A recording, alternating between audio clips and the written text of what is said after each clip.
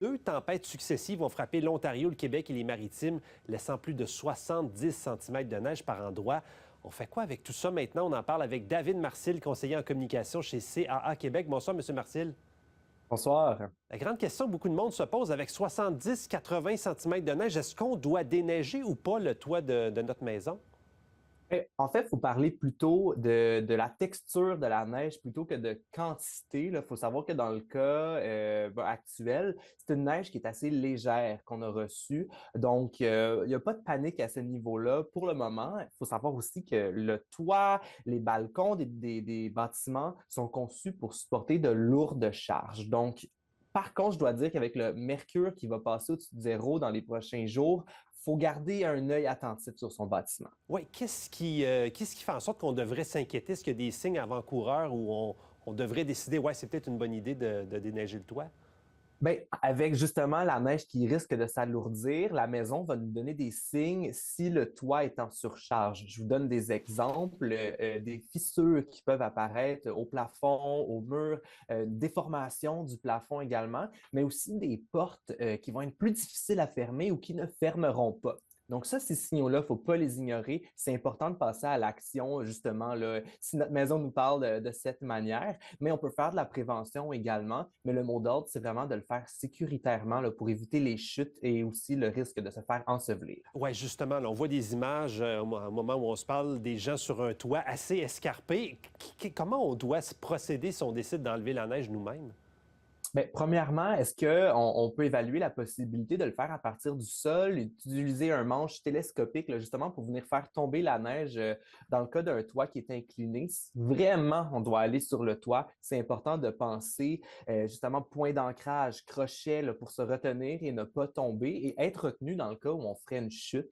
Donc, c'est vraiment d'y aller de la manière sécuritaire. Si on va sur un toit plat, est-ce qu'on peut, par exemple, y aller de manière plus stratégique, enlever, justement, dégager les drains pour que, bon, une fois que la neige commence à fondre, l'eau puisse circuler librement et qu'elle ne s'agglutine pas, justement, à en faire des infiltrations d'eau.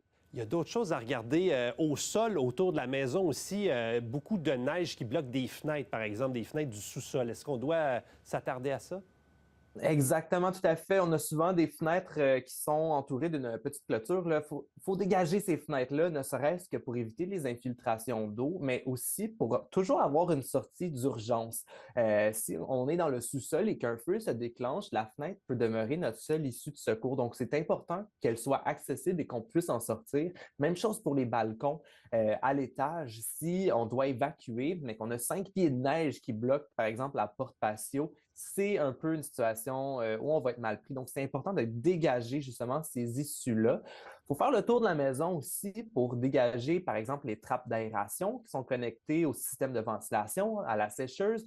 Utiliser peut-être des matériaux qui sont plus mous, là, si je peux dire, pas d'objets tranchants qui viendraient endommager le tout.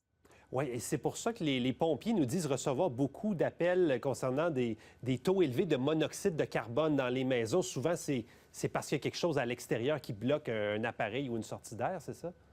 Exactement. Donc, pour ceux aussi qui utilisent le gaz naturel, c'est important d'avoir le tuyau là, d'aération ou d'échappement qui soit libre. Donc, repérez-le. Assurez-vous qu'il n'est pas bloqué par la neige. Utilisez, par exemple, un balai juste pour venir dégager la neige et assurer qu'il y a suffisamment d'espace. Et si vous devez utiliser des matériaux lourds ou de la mécanique autour, je pense à une souffleuse, par exemple, protégez-le avec, par exemple, un morceau de contreplaqué pour ne pas l'endommager, donc ne pas endommager votre système. Mais c'est important de venir dégager le tout vraiment là, autour de la maison, là, les endroits qui servent un peu à faire sortir le mauvais de la maison, si je peux le dire de même. Oui, absolument. Et là, avec toute cette neige-là, c'est un défi de garder ça libre d'accès un peu partout. Monsieur Marcil, des conseils très éclairants. Merci beaucoup de nous avoir parlé.